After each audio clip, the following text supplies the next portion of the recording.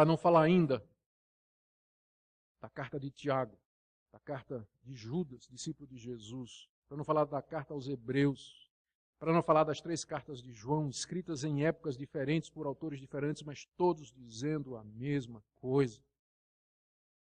Essa é mais uma razão para que você acredite no que esse evangelho está dizendo, porque ele não está falando sozinho. Ele é corroborado por outras fontes. E eu termino aqui dizendo para vocês, se há alguma dúvida, leia e verifique por você mesmo. Eu às vezes fico assim espantado com a quantidade de gente que chega dizendo assim, a Bíblia está cheia de erros. Eu digo, diga um. A pessoa, bem, deixa eu pensar. Posso te escrever amanhã com os erros? Tem muita gente que diz a Bíblia está cheia de erros, mas que nunca tirou tempo para ler a Bíblia. Então, leia a Bíblia. Leia por você mesmo. Faça como Lee Strobel.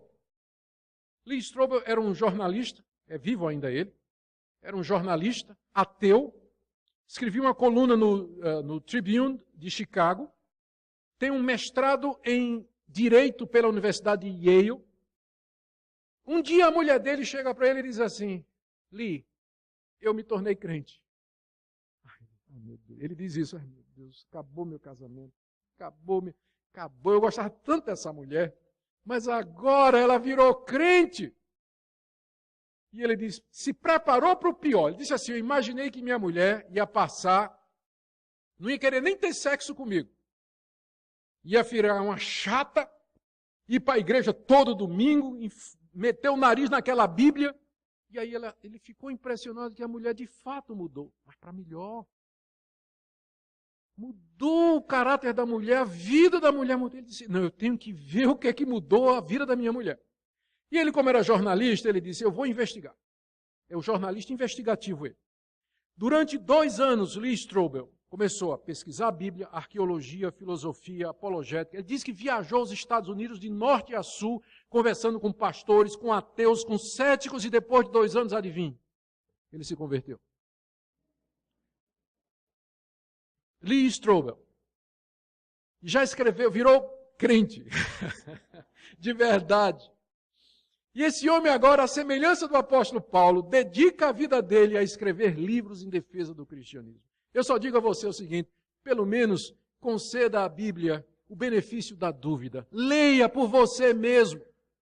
Leia esse evangelho, leia outros livros antes de você dizer que está cheio de erro, que não está dizendo a verdade, que é um monte de mentira e que papel cabe tudo. Eu estou cansado de gente que diz isso e nunca lê um livro inteiro da Bíblia. Fica só repetindo o que ele ouve dizer de ateus, de propaganda de céticos e outros inimigos do evangelho. Leia você mesmo. E quando você lê, e aqui vem o meu conselho, você diga a Deus, sei que você talvez não acredita nele, mas diga assim, Deus, se você existe, chama ele de Senhor, que talvez ele vai gostar mais. Diga assim, se o Senhor existe, enquanto eu estiver lendo esse livro aqui, por favor, me mostre a verdade. Porque eu, como ateu, tenho tudo a perder. Se eu tiver certo, não existe nada, eu não perdi nada, mas se eu tiver errado, eu estou perdido. O cristão só tem a ganhar, porque se não existir nada, tudo bem. E se existir, ele ganhou tudo. Então a posição mais segura é do cristão. Então diga, me ajuda a conhecer a verdade, à medida que você lê esse livro. E se você tem dúvidas, está na igreja, é crente, foi criado no evangelho, mas tem dúvidas, eu digo a você, faça a mesma coisa, leia, estude. Às vezes você tem dúvida, mas você parou de ler sua Bíblia, parou de pedir a Deus, ter comunhão com Ele. Essa é a palavra de Deus. E eu quero terminar só com uma comparação. Lucas escreveu o seu evangelho comparado com Apocalipse de uma maneira completamente mundana. Como é que Apocalipse foi dado para João que escreveu? Ele estava na ilha de Patmos, um dia ele tem uma visão. Os céus se abrem e o próprio Jesus Cristo aparece para ele numa visão e diz, escreve o que eu vou te dizer. E João é transportado para as regiões celestiais e lá numa visão, num êxtase, ele vê o fim do mundo. Ele vê coisas extraordinárias acontecendo. Uma ação sobrenatural de Deus. Mas Lucas não teve visão nenhuma. Jesus não apareceu a Lucas para dizer para ele o que é que ele fez. Ele ralou, ele pegou a caneta, pegou o bornal, botou embaixo do braço e saiu procurando. Onde é que mora Pedro? Viajou lá para Roma, Cesareia, Jerusalém. Onde é que está Pedro? Pedro, meu nome é Lucas, eu sou historiador. Eu queria ouvir de você o que é que aconteceu. Depois, onde é que mora João? Mora lá em Éfeso. Ih, Éfeso, 3 dias de viagem de navio, lá vou eu. Não teve visão, não teve revelação, não apareceu um anjo. Agora eu faço uma pergunta. Apocalipse, porque foi dado de maneira sobrenatural, é mais inspirado do que Lucas? Está no Novo Testamento os dois. Já está vendo onde é que eu vou chegar? Eu quero dizer para você o seguinte, Deus nem sempre age de maneira sobrenatural. Inclusive, na própria maneira como Ele escolheu para compor o seu livro.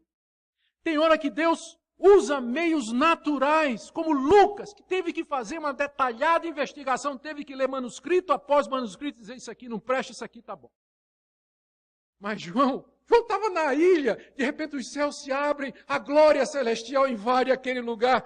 Pimba, livro de Apocalipse. Mas Lucas não. Então por que você diz que Deus é mais glorificado quando você é curado pela oração de alguém do que se você tomar remédio e ficar bom? Por quê? Apocalipse glorifica mais a Deus porque foi dado por revelação do que o Evangelho de Lucas, que foi o resultado de um processo natural e da providência de Deus. Por que as pessoas só querem ver Deus no milagre, no sonho, na revelação, no anjo que aparece? E não ver Deus nas mínimas coisas do dia a dia, na providência, guiando, usando os meios naturais. Eu acho que um dos problemas hoje do evangelicalismo brasileiro é que reduz Deus. Se não tiver sonho, visão, revelação, milagre, não tem Deus. Então joga Lucas fora da tua Bíblia. Na verdade, todas as cartas de Paulo também. Joga tudo. Porque Paulo também não recebeu visão, sonho e revelação para escrever as cartas. Que são fruto da sua angústia como pastor, preocupação com as igrejas. Por isso que nós podemos confiar nesse livro. Ele foi dado por inspiração de Deus, de um Deus que tanto podia fazer isso sobrenaturalmente, como o livro de Apocalipse. O que, por sinal, envolveu também um pré-conhecimento de João, toda uma formação dele. Mas também livros como Lucas, escrito por um investigador, um historiador, alguém que saiu lendo, pesquisando, comparando, perguntando, e finalmente sentou e nos deu a genuína palavra de Deus. Que Deus seja glorificado através desse livro, na minha vida e na sua, à medida que nós não somente ouvimos e lemos, mas também cremos e obedecemos ao que Deus nos mostra aqui. Amém.